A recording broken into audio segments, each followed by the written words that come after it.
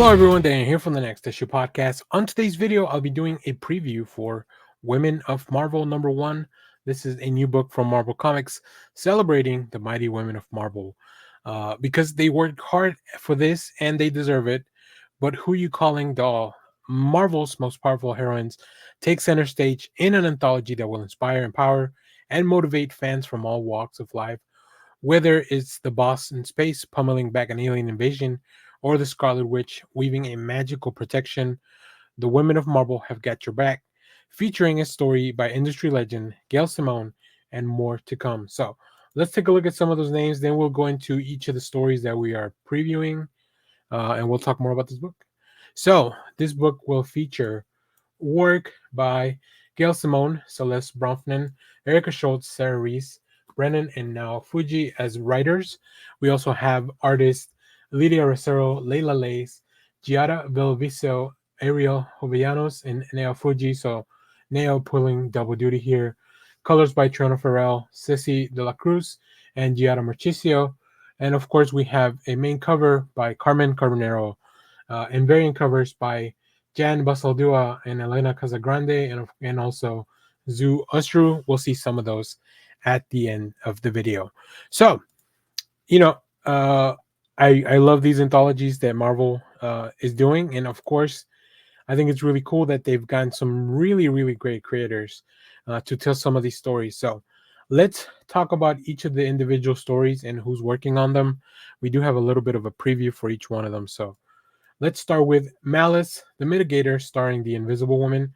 This will be written by Gail Simone with art by Lydia Rosero and colors by Triona Farrell. In this story, Gail Simone and newcomer Lydia Rosero deliver a reality sharing tale starring the original Marvel heroine, the Invisible Woman. Join her in an interdimensional battle that culminates in what might be the biggest female Marvel superhero team up ever put on the page. So, as you can see here, the styles are going to change and they're going to vary from in this story, which I find very interesting. I like when the artists manage to do that. Also, why are all these women of Marvel gathered here? I think that's going to be the question that we have to ask. So, we also have the Futures here, starring Madam Web. This is written by Celeste Bronfman, with art by Leila Lace and colors by Ceci de la Cruz. So, in this story, Jackpot writer Celeste Bronfman and acclaimed artist Leila Lace bring you Madam Web's latest vision.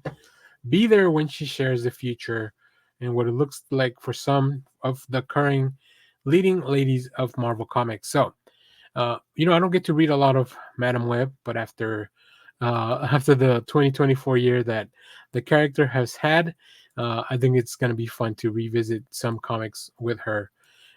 Next up, we have The Favor, starring Black Widow.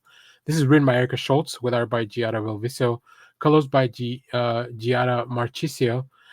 Hollow's Eve scribe Erica Schultz and fresh talent Giada Vilviso put Black Widow's skills to the test when Bucky himself gets himself in a sticky situation. Witnessed Black Widow save the day. I gotta say, this is some of my favorite art that I've seen in the preview, so that's going to be really fun to read.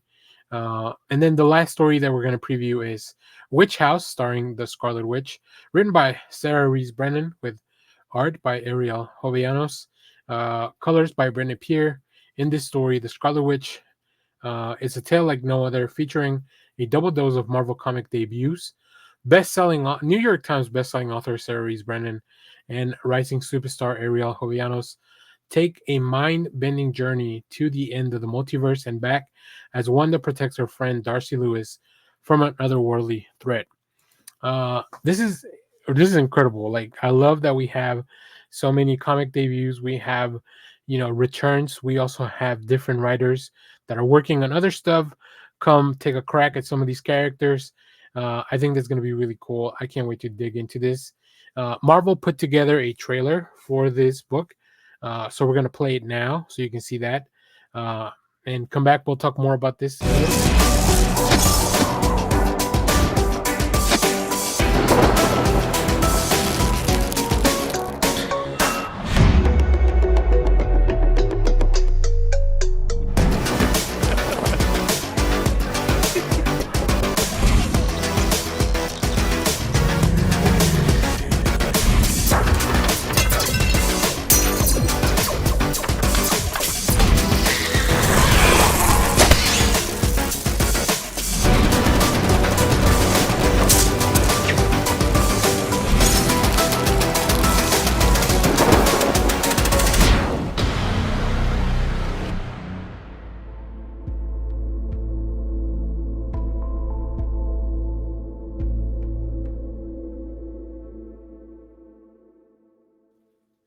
All right, so that was a trailer for Women of Marvel. I really love that Marvel's been putting together these comic book related trailers. So we'll talk more about this book once I get a chance to read it. But if you have read it, let me know what you thought about it down in the comments.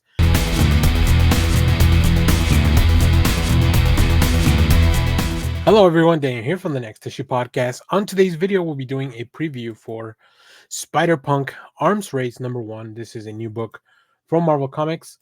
Let's take a look at the creative team before we get into this book. This book is written by the charming Cody Ziegler with the joyful Justin Mason, the mighty Maury Hollowell on colors, and the thunderous Travis Lanham on letters. And of course, plenty of great covers at the end of the video. Stay tuned for that. So it looks like we have a new miniseries featuring Hobby the Spider Punk. In this book, you wanted an encore, you wanted more.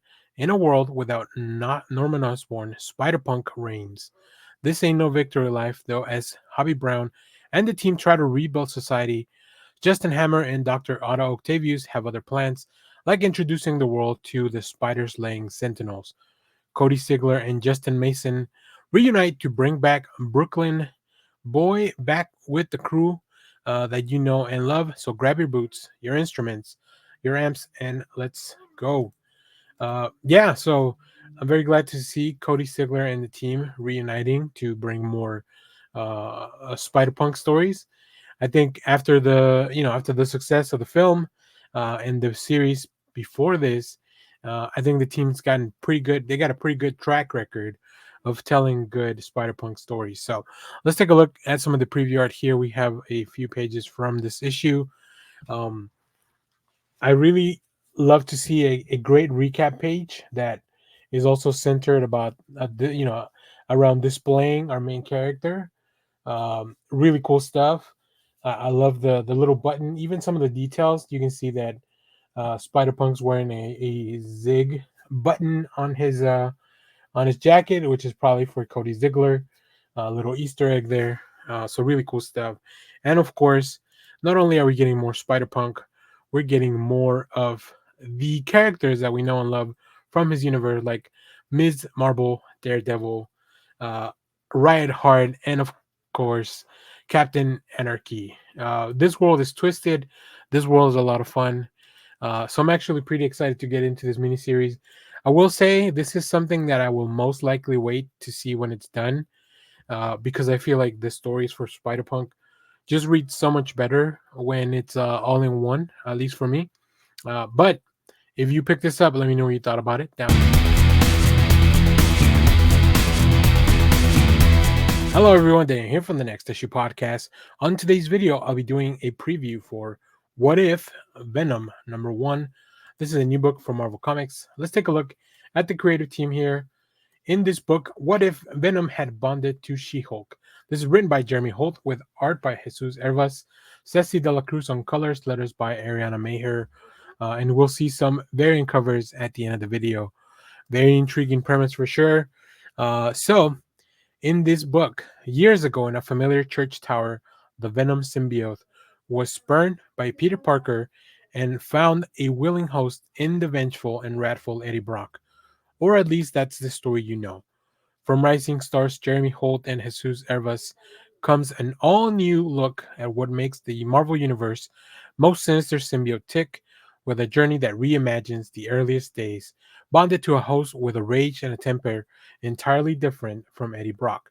So, yeah, of course, She Hulk's going to be different, which is kind of the cool thing here. I love these little, the what if issues. They really add a lot of fun when they just change one little detail and kind of really spin out from there. I've seen Jesus Hervas' art on some other stuff, including the Marvel Unleashed book that I really love with the Avengers, the Pet Avengers. So let's take a look at some of the preview art so you can see exactly what I'm talking about. Here we see Jen just kind of walking around, and we see a very familiar image of Eddie Brock at the church. But of course, She Hulk kind of comes into the picture here to save Eddie, but not only that, to get in the way of getting the symbiote. So, Jen Walters is a completely different personality than Eddie. Obviously, he was distraught. He was in trouble. He was looking for a way out. But here we have somebody who's strong, somebody who's willing to help. Also, I'm very intrigued by the addition of the Loki crown into the cover. I don't know if that's just a what if thing or if that's actually going to play into the story. Sometimes the covers don't really have anything to do with the story, so that'll be really interesting to see. There's some really cool design, especially the design variant is pretty cool. You'll see it at the end of the video, but I think She-Hulk with a Venom symbiote, like it plays really well. I think it looks really cool. And I feel like that's the more the look that they're going for, especially. Yeah, I don't know where the where the cover kind of came from. Seems like it's not related to the story at all. So,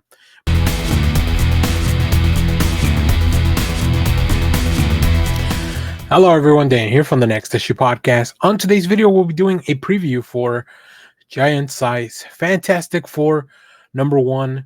This is a new book from Marvel Comics. Let's take a look at the creative team before we get into this book.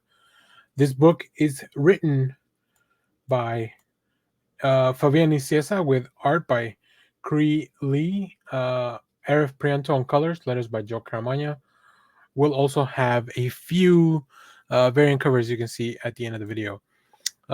So Marvel's been doing these giant size to celebrate the 50th anniversary of the giant size label, which is pretty cool.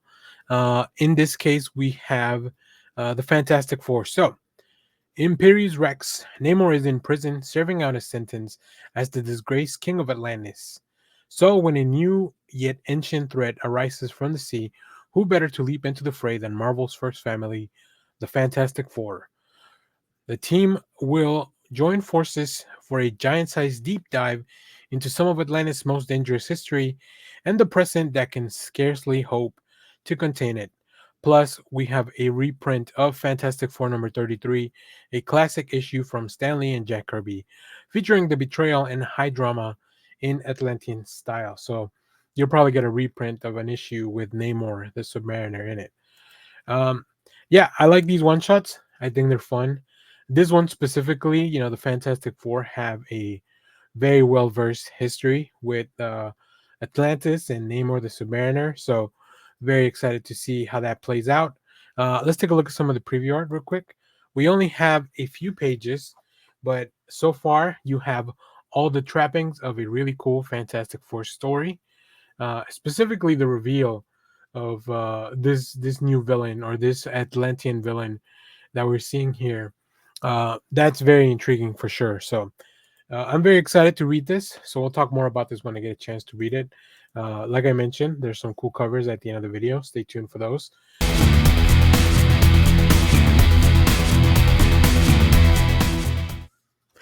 Hello everyone, Dan here from the Next Issue Podcast. On today's video, I'll be doing a review for Avengers Twilight #3. This is a new book from Marvel Comics. Let's take a look at the creative team. This book is written by Chip Zdarsky with art by Daniel Acuna, letters by Joe Caramagna. We'll see some beautiful covers at the end of the video. Stay tuned for that. In this issue, off the shores of New York City sits the Raft, a government facility full of secrets and danger. Can Captain America infiltrate it before the new Iron Man gives him the same gruesome fate as Tony Stark? So yeah, this story has really been building James, who is Tony's kid, as kind of an ass. So I think we're finally gonna get a nice confrontation. Chip Zdarsky, not only has he really captured the voice of Cap, especially at Captain America, that has seen the world kind of go by. Things just ended up getting worse before they could really get better. He's on alone. He's all alone, right? He's in a new generation, kind of. So it's very very well done. All this paired up with Daniel Acuna's fantastic art. I think Acuna has a really interesting feel for the color palette. There's a lot of little Easter eggs too that you can kind of see all scattered across the background of the pages, and those are kind of really fun. And also, Acuna is very good at capturing like the grimace of a face. So all that stuff combined makes for a great adventure. Now, I really like Steve in this issue. We met Tyler, who's been kind of helping out with some of the tech. So Steve kind of takes him under his wing. Not really. He obviously doesn't want people to get hurt. But I think we have new surprises here. We have multiple surprises. Like the level of surprises kind of keeps escalating. We have a new archer has joined the team, which you'll see that. You could probably figure out who this could be if you read the last issue and start putting things together. Before I talk about the other two things, and I won't really go into spoilers for that because I think it's better if you kind of just get that on your own. Let's take a look at some of the preview art here. So, as I mentioned, the first page here, as we see this commanding officer, like just yelling, like I really, those faces, even though there's not a lot of detail, you can definitely capture the emotion, right? And then we have Captain America sitting in the dark, reminiscing about the old times. Here we see Tyler. Everyone has really cool outfits too. I think like I would definitely like. I like to know where these guys are shopping for starting a rebellion, and then switching over to like we see the just the contrast between these two pages where how Tony Stark is now a captive and a prisoner of his own son. We see that Captain America has never and will never give up to try to rescue him, right? So that's really cool, really interesting that to see the raft again in this context. So yeah, and then like I mentioned, if you've been paying attention and maybe looking ahead at some of the covers, you probably figure out there's literally a big surprise here in this issue, and then also another surprise that kind of fell out of nowhere, like just thunder hit, and we didn't know what was going on. So very cool stuff. Really enjoying this series. My shop owner Sean told me there were four what the fuck moments, and they kept getting better. And I now that I've read the issue, I truly believe in. So, yeah, go check out Sanctuary Books in Irving, Texas. Great shop. So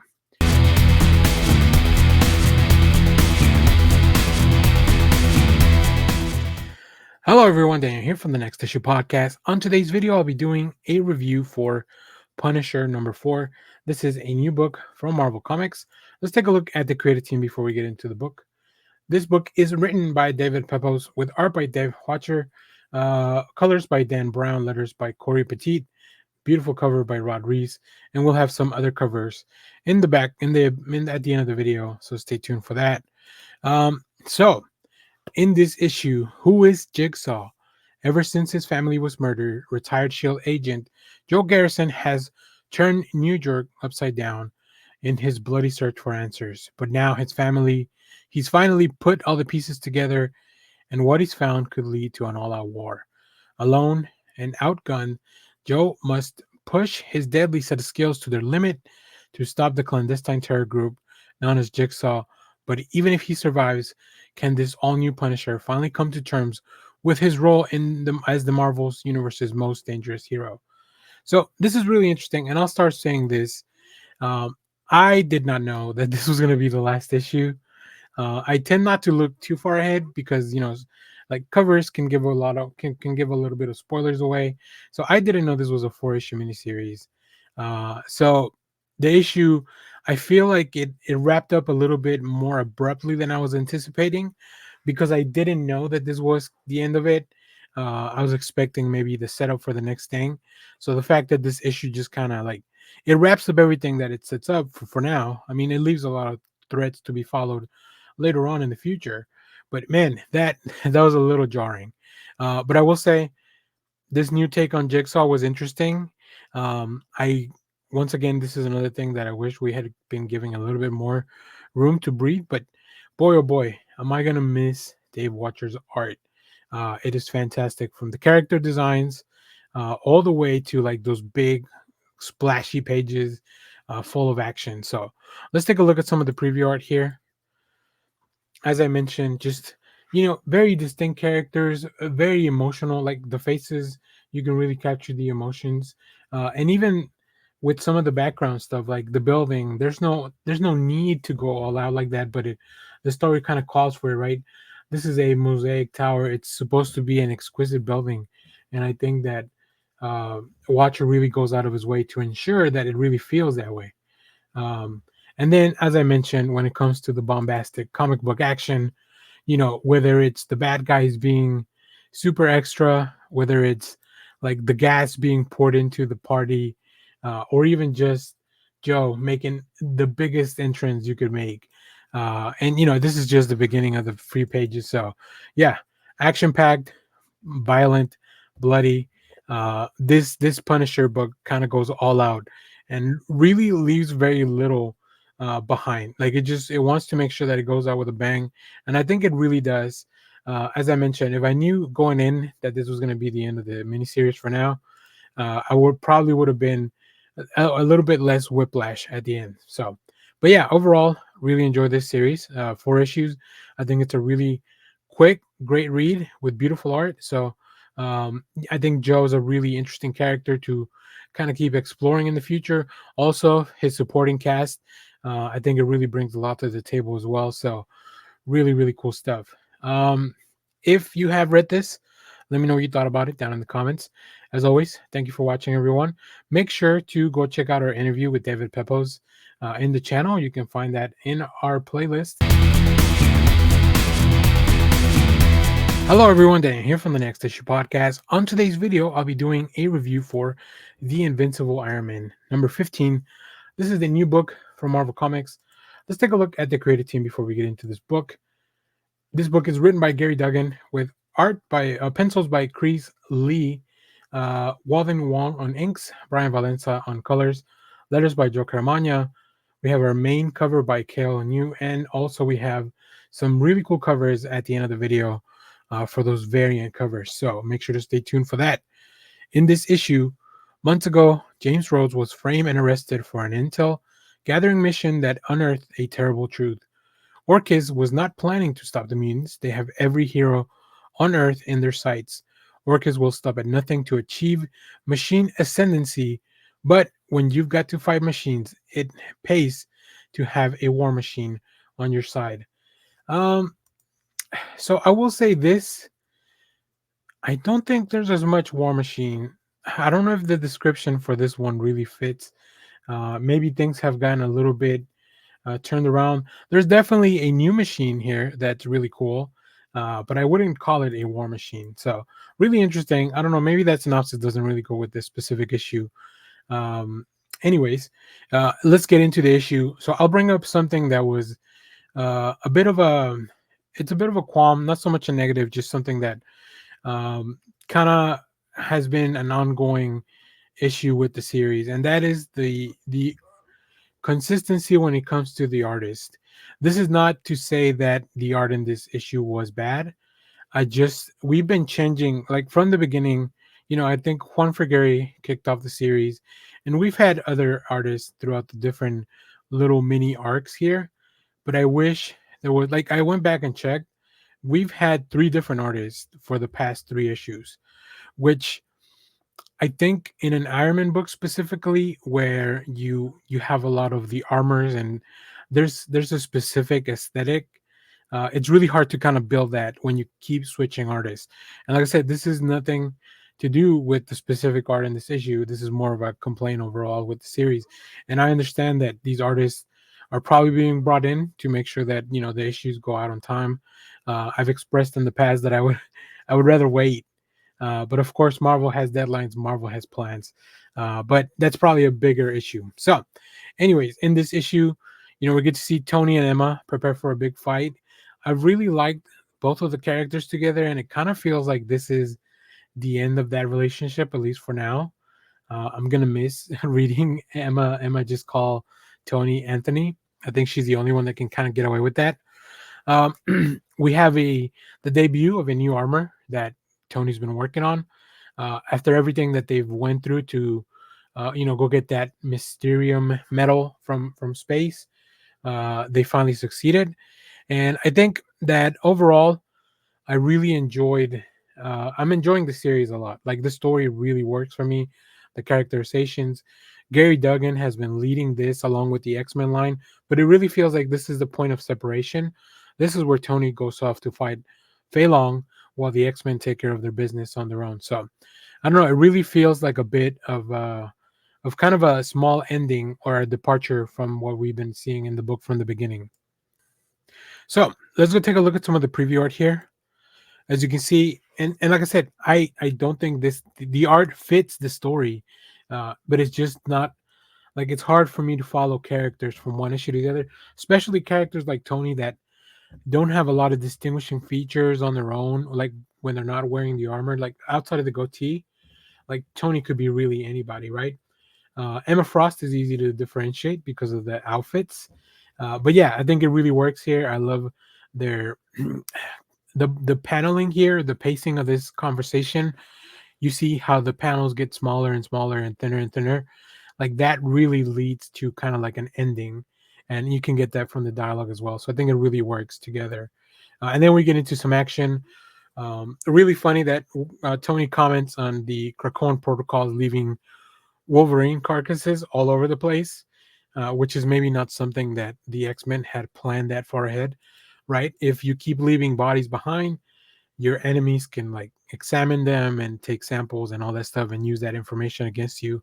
But yeah, overall, this series looks like it's about to go to a really interesting and fun place that is going to be full of explosions. I do wish we had kind of come back to the Rhodey storyline. I do want to see more War Machine. Like I said, I don't know why the synopsis doesn't match exactly what I read. This was really a lot about Tony and Emma. So maybe they kind of flipped around some of the stuff, and I ended up reading the wrong synopsis. But this is what we found on the site. So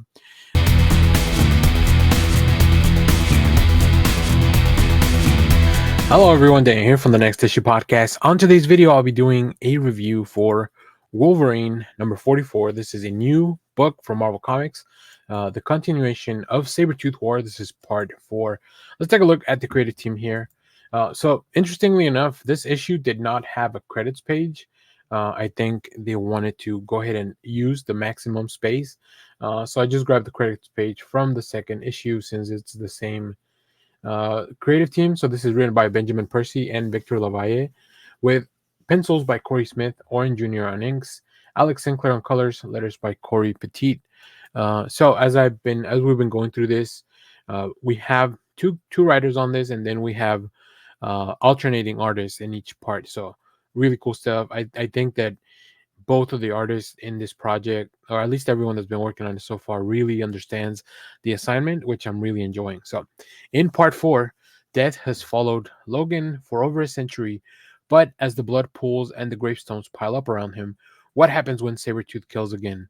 The fallout of significant mutant deaths and desperate tactical play by Wolverine and the X Force turns the Sabretooth War on its head. Yeah, this is definitely an interesting issue. It's a little bit slower than some of the things that have happened before, right? The first 3 issues were very much pack go go, a lot of action. This one is one of healing and maybe even a little bit of grieving. There's still a lot of gnarly stuff as we've seen in the previous issues, but I think this one, Wolverine not only has to deal with everything that's been happening, but like also the fallout and how it's affecting his teammates on the X Force, specifically Aurora. You'll get to see that when we get to some of the art. But yeah, Wolverine is in a crisis. There's a really touching moment here that really kind of punches you in the gut. So the team is definitely capturing all that. We have a very special appearance. I'll go back to some of that, but let's go take a look at some of the preview art as we talk about this.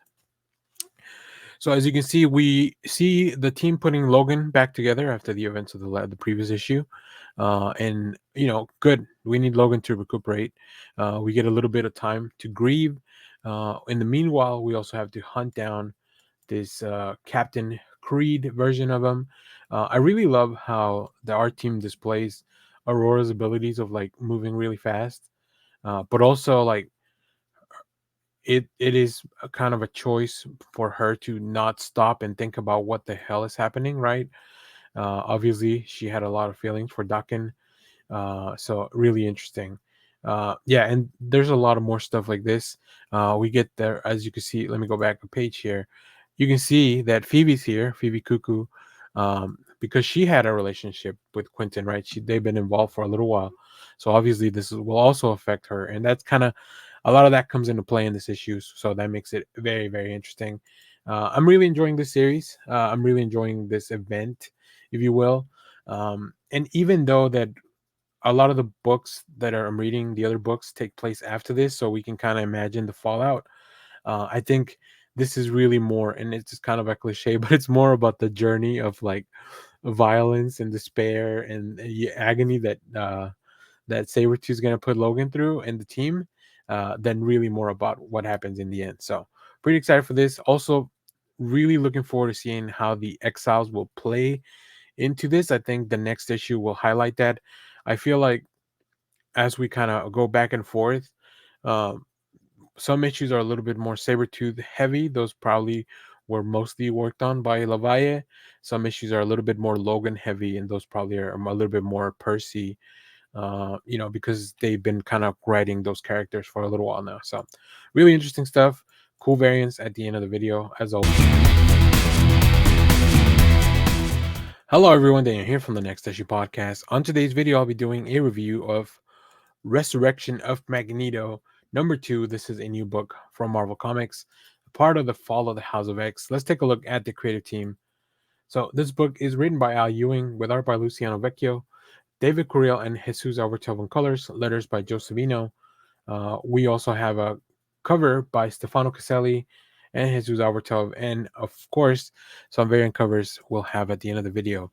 Um, y'all, this book is weird and it's wild as shit, and I'm really, really enjoying it, especially the way it kind of leaves us off. But this issue is a lot about Magneto kind of reckoning with everything that all the atrocities he's done in his life, all the people that he's affected, either positively or negative, which is very interesting. And the way that's represented all throughout the issue, it's just done in such a cool manner.